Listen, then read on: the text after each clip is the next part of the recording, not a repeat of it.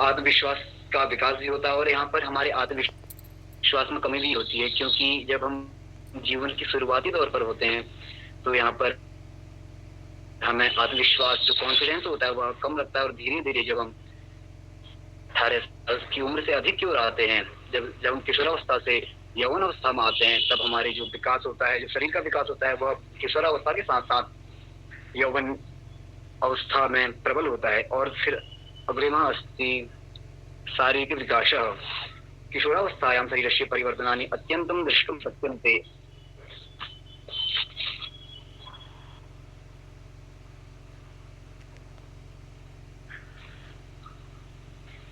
शरीरस्य परिवर्तनानि अत्यन्तं द्रष्टुं शक्यन्ते। अस्थिसन्धयः दृढा भवन्ति, स्नायुया बलवत्तराः भवन्ति, कण्ठः स्वरं परिवर्तयति, स्वररन्ध्रेषु न्यूनता दृश्यते, स्त्रीणां शरीररचना विशेषरूपेण विकसिता भवति, पौरुषं पुरुषेषु प्रकटते। शारीरिक विकास एवं मनोविकासस्य आधारे अति विद्यते। तो यहाँ पर कहते हैं कि शारीरिक विकास, जो हम किशोरावस्था में शरीर में जो अनेक परिवर्तन देखने को मिलते हैं, जैसे हमारी हड्डियों के जो जोड़ होते हैं वह आपस में मजबूत होते हैं, वह जुड़ते हैं, मांसपेशियां जो होती हैं उनमें परिवर्तन होता है, जो हमारी आवाज होती है, ध्वनि होती है, वह बचपन में काफी कोमल प्रतीत होती है, परंतु जब हम यौवन अवस्था, किशोर अवस्था की ओर और शरीर की जो संरचना होती है वह हमारी विकसित होती रहती है। और जो लड़कियां होती हैं उनमें स्त्रीत्व का और पुरुष में पौरुष का होता है। ये हम शारीरिक विकास में आगे है मानसिक विकास। हाँ, अतीव जिज्ञासु भवति, नूतन विषयान् ज्ञातुम् अपि अर्थग्राहक शक्ति भवति, स्थैर्यं किंचित् दृश्यते, यतः अस्य भावना एकं परिसंतुष्टः कालः स्वचिन्तनस्य आत्मनिर्भरस्य आरम्भः भवति। मानसिक विकासे हिन्द्यां प्रथमस्ति। इस अवस्था में आपके शूर मन का अत्यंत जिज्ञासु हो जाता है। तो किस अवस्था में जो मन होता है वो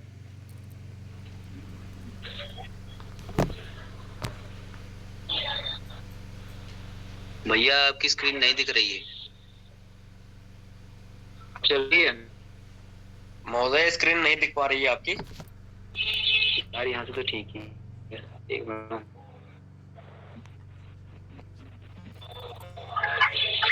शायद नेटवर्क में समस्या है, प्रेजेंटिंग तो दिखा रहा है पर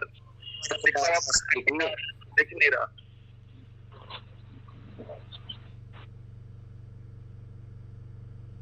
पता है नेटवर्क में दिक्कत है जहाँ मैं रहता हूँ।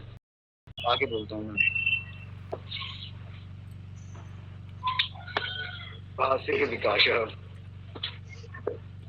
भाषिक विकास में हम जानते हैं कि किशोरावस्था में जो भाषा की दक्षता होती है, जो प्रबलता होती है, वह बहुत बढ़ जाती है, क्योंकि जब हम बाल्यावस्था में होते हैं तो उस समय हमारी बोलने में जीभ लड़खड़ाती है, और जब उससे थोड़ा आगे की ओर आते हैं तो हमारी जो बोलने की जो शक्ति होती है वह बहुत तीव्र से आगे की ओर बढ़ती है, और जिससे हम समाज में एक अपनी अलग पहचान बनाते हैं भाषिक विकास में। और हम यह जानते हैं कि जो संवाद कौशल के माध्यम से भी हम समाज में अपने विचारों को प्रभावशाली ढंग से व्यक्त करते हैं।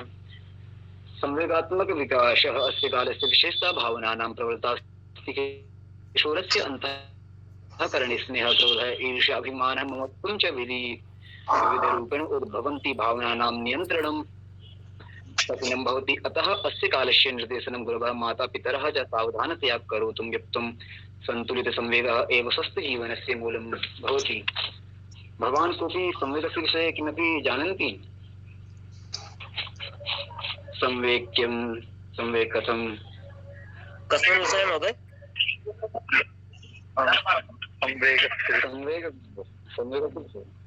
संवेगस्य विषये। संवेगावस्थायां बालकस्य भावनायाः विकास्यमानो जायते, यथा स्नेहस्य अनुभवः करोति, क्रोधस्य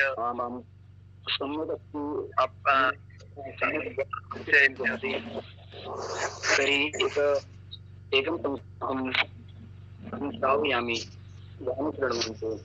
हर्ष शोक क्रोध भय प्रेमादय मनस आवेग संगाति उच्यन्ते। हम कक्षा 9वीं में थे तो तब हमें यह पंक्ति की थी कि हर्ष शोक क्रोध भय प्रेमादय प्रेम आदि हैं, क्योंकि संवेग में हम जानते हैं कि जो हमारी भावनाएं होती हैं वह मन की जो प्रतिक्रिया वह इस अवस्था में होती है कि जहाँ पर हर्ष शोक क्रोध भय सब पर मिलके रहते हैं। और इसी के हम आगे सदात्मक अस्य कालस्य विशेषता भावनानां प्रवृत्ता अस्ति किशोरस्य अन्तःकरणे स्नेह क्रोध ईर्ष्याभिमानः ममत्वं च विविधरूपेण उद्भवन्ति भावनानां नियन्त्रणं कठिनं भवति। अतः अस्य कालस्य निर्देशनं गुरुः माता पितरः च सावधानतया करोतु युक्तं संतुलित संवेगः एव स्वस्थ जीवनस्य मूलं भवति। तो कहते हैं कि इदानीं जो इस काल की जो विशेषताएं होती हैं वह भावनाओं की प्रबलता होती है उसमें, और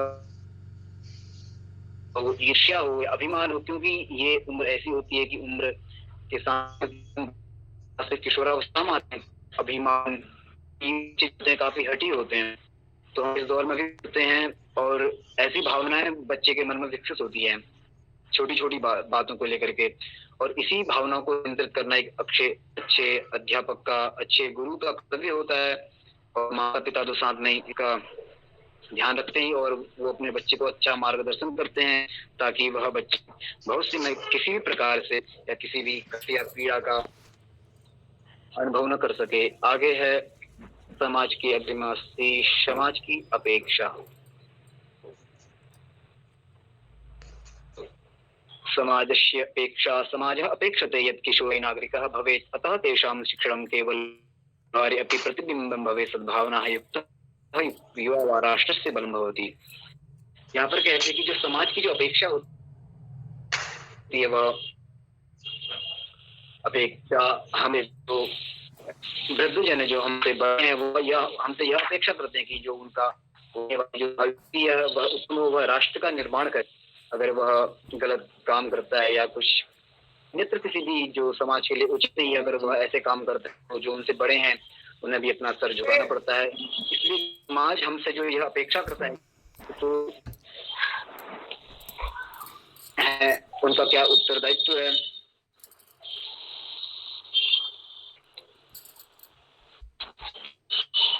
और वह भविष्य में एक आदर्श नागरिक बने, और आदर्श नागरिक बनने के योग्य तभी हो सकते हैं जब वह बचपन में, जब अपनी बाल्यावस्था फिर किशोरावस्था फिर यौवन अवस्था में वह सही प्रकार से या मार्गदर्शन लेकर के अपने जीवन का निर्माण करेंगे।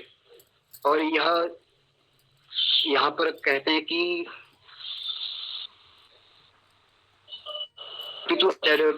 सद्भावनाएं युक्त वह राष्ट्र से बल होती। जो सद्भावना से जो प्रेरित युवा होता है वह राष्ट्र का ही बल होता है, वह राष्ट्र का ही भविष्य होता है। फिर है संवेग, फिर संस्कार विकास। संस्कार है शिक्षा संस्कार एकत्र मिलित्वा व्यक्तित्व निर्माति। संस्कार विहीन जीवन से पतनाय भवति, संस्कारयुक्तं जीवनम् उत्थानाय।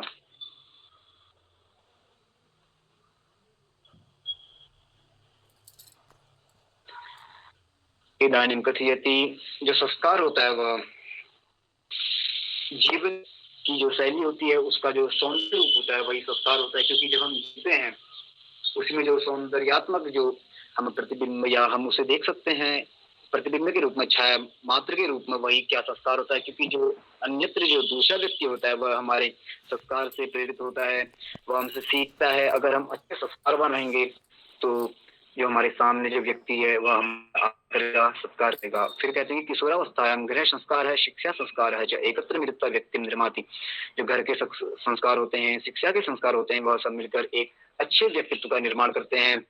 संस्कार विहीन जीवन पतनाय भवति। जो संस्कार से विहीन जो जीवन होता है वह पतन की ओर होता है। संस्कार युक्तम जीवनम उत्थानाय। संस्कार युक्त जीवन के लिए हमें हमेशा प्रयासरत रहना चाहिए। उपसार है कि किशोरावस्था एवं जीवन से स्वर्ण काल है। एषः कालः यदि यथावत् रूपेण निर्देशितः भवेत् तर्हि बालकः उत्तमः नागरिकः सत्पुरुषः च भवेत्। अतः अस्य कालस्य प्रत्येकं पक्षं शारीरिकं मानसिकं भाषिकं विकसितव्यम्। कथयति इदानीं किशोरावस्था जो होती है वो एक जीवन का स्वर्णकाल होता है, क्योंकि जब किशोरावस्था होती है, जब हम वृक्ष पौधा है, उसी प्रकार हमारे जीवन में किशोरावस्था का बहुत महत्वपूर्ण स्थान होता है। यह काल ऐसा होता है कि जब हम जिस ओर भी चाहे हम उसको जा सकते हैं। अगर हम अच्छे संस्कारों को लेकर के जीवन में आगे बढ़ेंगे तो हम अच्छे नागरिक का कर्तव्य निभाएंगे। अगर हम दूसरे मार्गों पर चलकर हम अपने देश को, अपने राष्ट्र को हम वह चीज नहीं दे पाएंगे, वह न्यौछावर नहीं कर पाएंगे जो हमसे हमारा राष्ट्र समर्पित करने की भावना हमसे अनुभव करता है, हमसे मांगने की इच्छा प्रकट करता है। इसी के साथ और कोपी प्रश्ना सन्ति तर्हि उच्यताम्।